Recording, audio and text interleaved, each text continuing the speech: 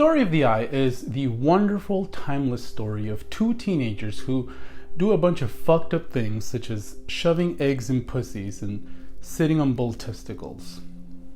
And it only gets better from there. I've seen quite a few reviews of this book floating around here on BookTube, and most of them tend to boil down to a sentiment of bewilderment, mild abusement, sometimes even praise for its grotesquery, but other times just ultimate dismissal, sort of boiling down to, ew, what the fuck? Anyway. And honestly, yeah, very valid response. However, this book and Georges Bataille's writings in general mean an awful lot to me, so I figured, since I don't think anyone else cares enough to go in depth as to what makes this book important in the sense that I see it, I'd like to express my highly subjective and personal, but hopefully still informative, perspective on what makes a book like this great. So I first read Story of the Eye when I was 15 years old, and you might think that that is a highly inappropriate age to read a work like this, and absolutely I am not recommending you go out and get this for your teenage kids at all. However, I do think that my own personal resonance with this work has a lot to do with the age I read it at. So when I was 15, I had a small but tight group of friends, some of whom I still consider best friends to this day. And what I always cherished and loved about having these friends is that our sense of humor was always incredibly crass and irreverent. Let me give you an example of something that almost made me die laughing when I was that age. It's something that I'm sure is going to sound incredibly fucking stupid, meaningless, and immature, because it is, but I assure you, it's relevant. So one time I distinctly recall that the word of the day for some reason was dildo. So when we were in geometry class, the teacher walked in and one of my friends said, "Imagine he had a dildo tied to his head." And then another friend chimed in and said, "And then imagine if that dildo had like some blood on it." And then another friend chimed in and said, "And then imagine if it also had like poop on it." And then I think I said something like, "And then imagine there was also like blood on his mouth." And then we just kept going and going until eventually we lost it, laughed hysterically, and yeah, that was our humor. It was this escalation of grotesque and offensive detail until we simply couldn't handle it anymore and burst out in laughter. I'm sure many people simply cannot relate, which is normal, believe me, but I'm also sure that many others can. I do believe many can relate with this adolescent urge to be crass, cynical, and irreverent. And I think the reason this book resonated with me so much back then and still does now is essentially because I recognize that the kind of grotesque escalation for the sake of being crass and offensive and funny is what happens in this book as well. Except, you know, the couple here take it a little bit further. Nonetheless, what I truly recognize in Story of the Eye is a human philosophy that speaks to this almost nascent human need, whether it dies off in childhood or adolescence or prevails in adulthood, this almost desperate essential need to transgress. Transgression, at least in the philosophical and phenomenological sense that Michel Foucault defined in his essay, A Preface to Transgression, refers to the action of crossing a limit, violating a boundary, moral or social. It refers to the instance in which there is a breakdown in order, logic, morality, and reasoning. It does not refer to the effects or aftermath of that crossing, but rather to the very action, the very central moment in which something is penetrated or destabilized. Of course, in working out his philosophical definition of transgression, Foucault borrowed greatly from, you guessed it, Mr. Bataille. Yes, Bataille explored concepts of transgression not only through fiction, but also through philosophical and even sociopolitical meditations. And just as a personal note, I truly enjoy reading his nonfiction as much as his gross little fictional stories. And I must say, they do somewhat read very similarly. Story of the Eye surely works at that level of baseness, right? In fact, it insists on centering baseness in its narrative. And I'll admit, a lot of its movements are very reminiscent of the laundry list of atrocities critique that I often throw at works of extreme horror, for instance. However, I think contextualizing Story of the Eye within Bataille's philosophy is essential to understanding its literary worth, which of course I know not everyone cares to explore, and that's perfectly fine. But for those who care, let's get into it. You see, the essence of Story of the Eye is that in its historical moment of publication in 1928, it was not just a novella, but an actual moment of transgression. Bataille wrote this book to test the literary waters of his time, to feel around its contours, because of course, to enact transgression, you must know where the limits are located. Bataille not only did this through writing, but also through forming a literary journal / secret society called Asif. Yes, this man made a whole fucking literary cult.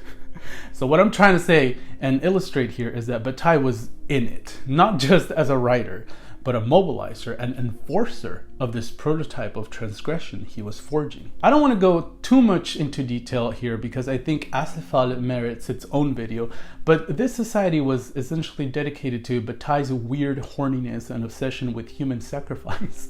And actually, one of the most charming, let's say, anecdotes regarding Asif is the fact that all of its members at one point agreed that they would indeed perform an actual human sacrifice within the society, but eventually failed to do so because while they all passionately volunteered to be sacrificed, nobody wanted to be the executioner. And that is why we mentally ill people get to choose our families. And that is the perfect segue into the next point I want to make: the humor of it all. Let's go ahead and address what a lot of you are probably thinking while I explain all of this. How ridiculous and absurd this all sounds. Yes, how can one help but laugh at the proposition that there can be any significant social or cultural meaning in transgression when all that transgression shows to be here is essentially a big joke? I mean, you probably chuckled at my introduction to it, right? The eggs in the vagina, the bull testicles, yeah, it's ridiculous. And the Asif anecdote is the perfect illustration of this mobilization of humor, since it was a society that hilariously failed at the one thing it set out to do. The reason I want to address the humor of it all is because though I've never heard anyone ever mention this in the reviews of Bataille, or if they did, maybe it was disparagingly, the following statement is the hill that I will happily fucking die on. Humor is one of the most powerful things in Bataille's writing. People never want to admit this, either out of seriousness or nervousness, but I will happily recognize it. Story of the Eye is fucking hilarious. And most importantly, I believe it is intentionally so. I mean, come on. The first anecdote in this involves the girl sitting on a saucer filled with milk and exclaiming, "Haha, milk for the pussy." There's absolutely no way that we can read this and also study the actions of the Asif society without acknowledging that a man as brilliant and culturally aware as Bataille must have had his tongue affixed sturdily right on his cheek. In fact, Bataille wrote profusely about the power and worth in humor and acknowledged it as the moment where logic fails, where the contours of normality and seriousness are stripped, which leaves behind very, very fertile ground upon which to transgress. If you don't believe me, here is a quote from his book, The Unfinished System of Non-Knowledge, where he delineates his stance on laughter. He says, "In fact, I can say that insofar as I am doing philosophical work, my philosophy is a philosophy of laughter. It is a philosophy founded on the experience of laughter, and it does not even claim to go further. It is a philosophy that doesn't concern itself with problems other than those that have been given to me in this precise experience." Laughter, Bataille argued, is the realm where sincerity becomes deliriously palpable, the moment where nothing exists except the present confrontation with whatever is making you laugh. And laughter is the only language or non-language that can truly express how this confrontation makes you feel. It is the place in human knowledge and epistemology where the limits are crossed because laughter throws seriousness out the window, which is, of course, a highly transgressive action. However, while this may have overbearing tinges of uselessness, given that we don't really see any worth in laughing and being unserious, in fact, we consider that as being directly opposed to things like philosophy and critical thinking. But Bataille's philosophy hinges on the insistence that the things that are unserious are in as much conversation with human nature and cognition as the things that are serious. His writings on this echo to me the book Rabelais and His World by Michael Bakhtin, literary critic and philosopher who wrote profusely about the Carnivalesque, a theory that resounds very closely with Bataille's theories on laughter. And of course, it's even more fascinating that they were both writing around the same decades. I guess there was just so much in the air, I feel, during the 20th century, especially the earlier decades, that called for a little more recognition of humor. You know, we really needed these queens to spice up the world, so to speak. And Bakhtin mentions that too, you know, how all of this essentially acts as a safety valve, letting out steam, which is of course essential for any machinery to function properly. Bakhtin's theories of the Carnivalesque center around, obviously, the social performance of the carnival, which Bakhtin argues is a social space that allows us to discharge, and yes, I'm using that word cheekily, the entirety of social order, disrupting normativity through games, performances, and of course, laughter. In relation to Carnivalesque laughter, Bakhtin wrote that while laughter is often directed at the individual in an act of ridicule and debasement, in the context of the Carnivalesque, laughter essentially enacts a casting down and debasement of the world at large, of laughing at social order, and in that sense letting off all the negative energy that boils inside us and which eventually must emerge in some way. Laughter is, of course, I would say, one of the safest ways to do that. And as Bakhtin states, this has regenerative properties as well, for casting down something means bringing it down to earth, where it becomes manageable, confrontable, and useful to the shaping of our psyche and knowledge. Because the Carnivalesque turns the world upside down, disrupts order in that sense, the heavens becomes the soil that we trample, and all that is otherwise Byzantine and abstract and unreachable heft that looms over us becomes a conversation in the mortal realm. And so we return to my initial anecdote regarding my first time reading Story of the Eye. As I said, I loved it so much because it reminded me of the kind of humor my friends and I had. And in fact, to test this theory back in high school, I actually passed this around to a few friends, you know, those who I knew shared a similar sense of humor. And indeed, they all loved it because they recognized how fucking funny it was. Now, having addressed all that stuff about Bakhtin and the Carnivalesque mode of laughter, here is where it all converges. Laughter, to me, is indispensable for those formative years of childhood and adolescence because it is the main form through which the youth is able to transgress.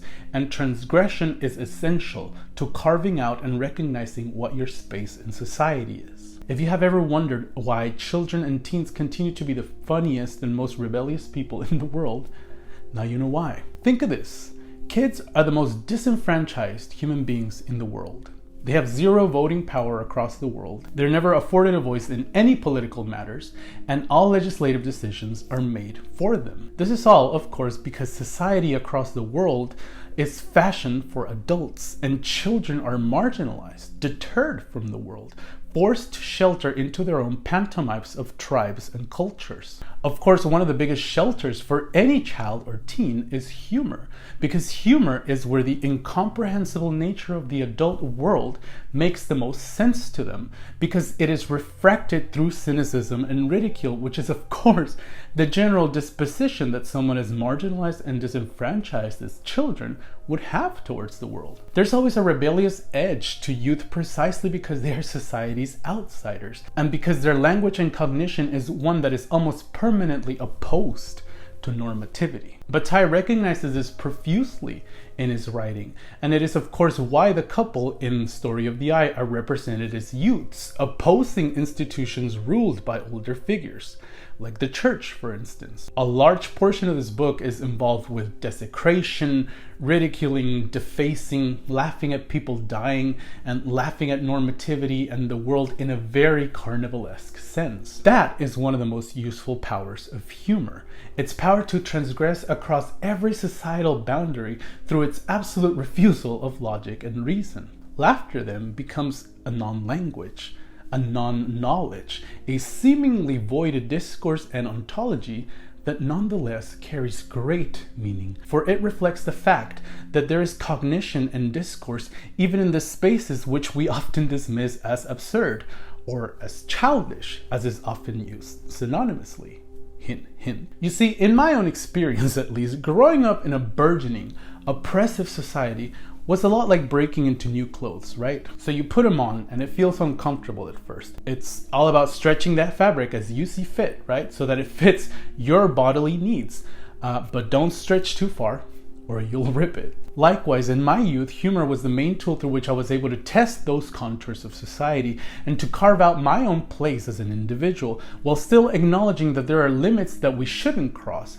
But that doesn't mean we cannot behold them with the same curiosity. This was incredibly useful to me as a gay teen, for instance, because humor was always the only place through which I could express and explore my sexuality in my teens, because the unseriousness of it felt like a shelter. It was also through humor that I discovered feminism, for instance, in the form of the Gorilla Girls and Bikini Kill, feminist acts that flipped off patriarchy, but in an incredibly tongue-in-cheek fashion. It was through stand-up comedy centering around racist, edgy jokes and jokes about race that I first began formulating my own thoughts on these highly important discourses. Humor is so often the only realm in society where these things are profusely addressed, not through any moralization or intellectualization, but simply by creating a space of simulation where they can be enacted and observed for how they truly function societally. It's kind of like looking at the most monstrous corners of society, but in the safety of a petri dish.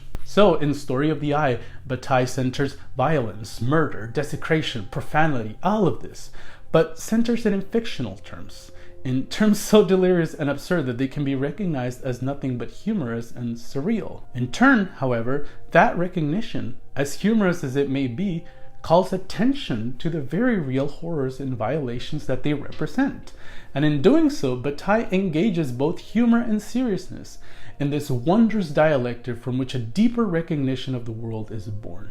And that dialectic, of course, is called transgression. Transgression in Story of the Eye is essentially about crossing a limit to recognize that tension between the serious and the unserious, and to work an entire philosophy out of said tension. This is a tension that Nietzsche wrote about in The Birth of Tragedy, where he describes the constant pulls that humanity feels between the Apollonian need for order and seriousness and the Dionysian urge to debase and destroy. Nietzsche argued that humanity is essentially entirely about negotiating between the two tugs we often feel, and he also argues that an essential space for this negotiation is art. Think of it. Is this not essentially why so many of us enjoy horror? We enjoy it because it is a form of art.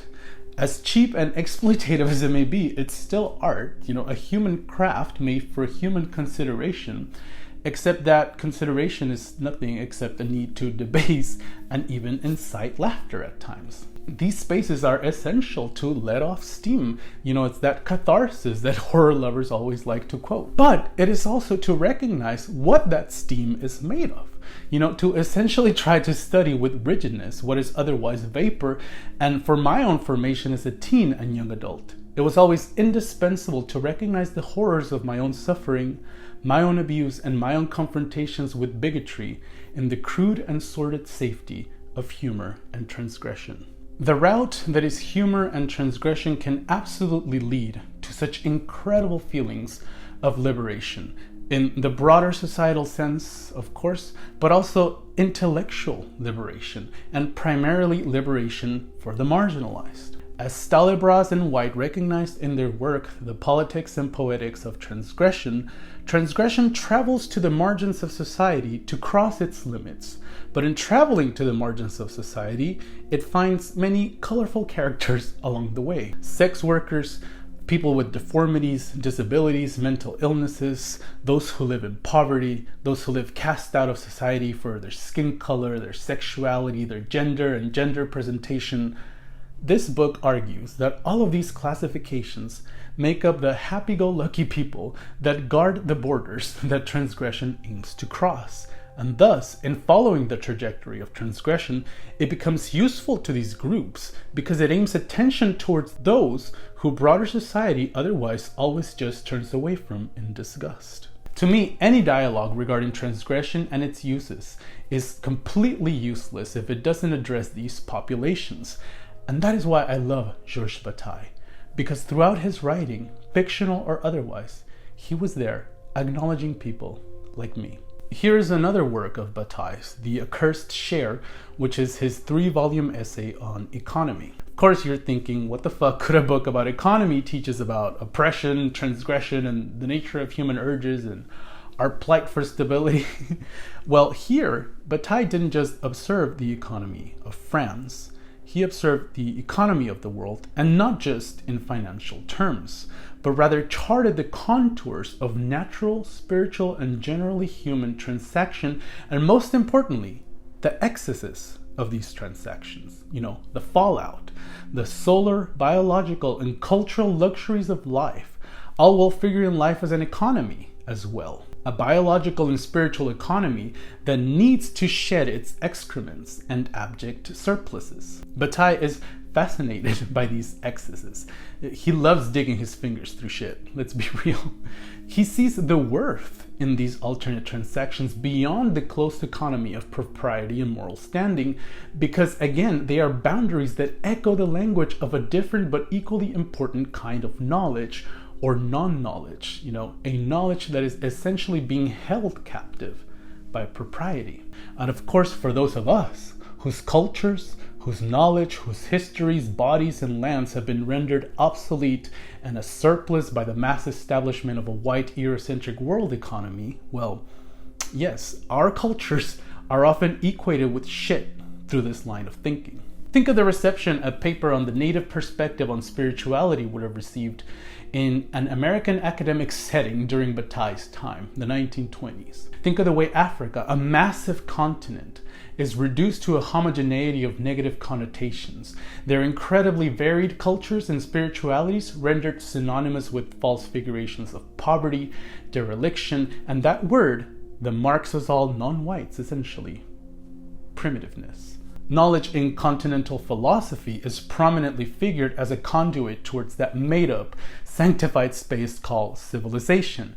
And in this man-made Renaissance structure of knowledge and human ingenuity, we, the marginalized, are pushed to revel in all the other piss and shit that civilization also discharges. In our brown and black bodies, there are painful burning brands that speak poverty, sexual aggression, subhuman, dumb, and most tellingly, and tying back to what I said previously, childish. Of course, there is indeed a reason why non-white cultures throughout the most prominent years of European and American colonization were figured as childish. The primitive savage, often described as childlike, most prominently because of our ignorance. I do believe that culturally, the marginalized do share space with children, because it is children and the marginalized who feel the biggest brunt of all this unaddressed oppression. So this is why one of the most moving and empowering moments in all my literary endeavors was seeing Bataille center Aztec human sacrifice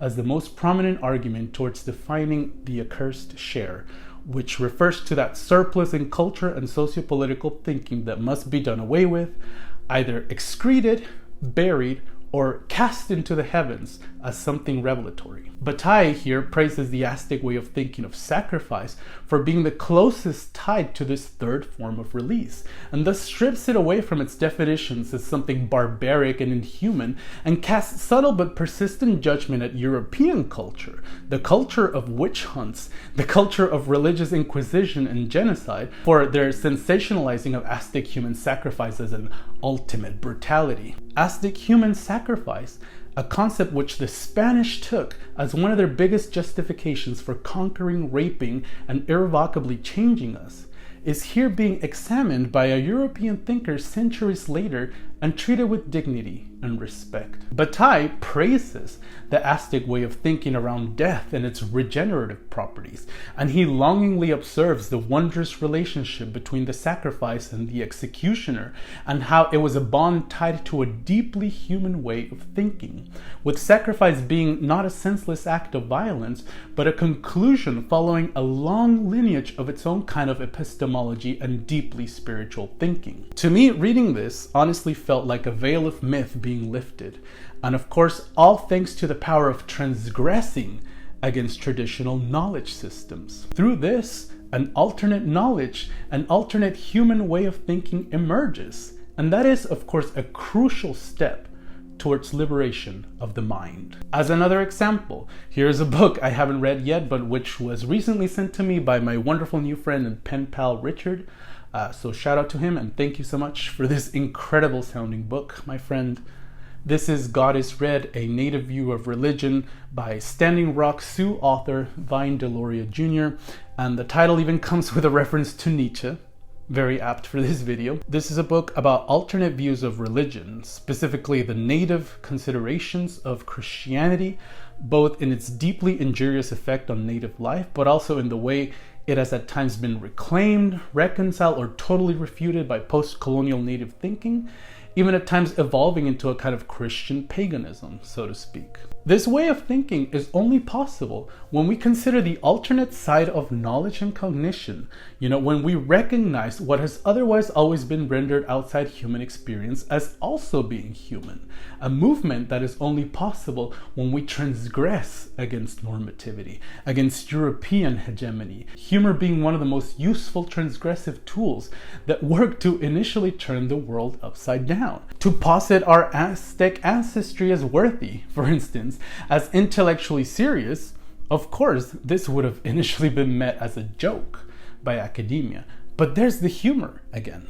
Bataille is aware that these alternate ways of thinking will be met with ridicule, and that is why it is so important and so useful to keep in mind that Bataille is in full mastery of that humor and is able to use it as an acknowledgement of these marginalized cultures, as a line of communication through which real important knowledge can bleed out, if even just through a joke or an absurd position, and most importantly, Bataille can use humor to disarm all of the dismissal that these non-knowledge systems will be met with by refusing to dismiss laughter and instead placing it on the operating table along with all other epistemological studies. So in conclusion, all of this illumination, all this alertness to the worth of non-knowledge, all this conviction that I have towards the powers of transgression, all of it started because I laughed at some pee-pee and poo-poo jokes when I was a teenager.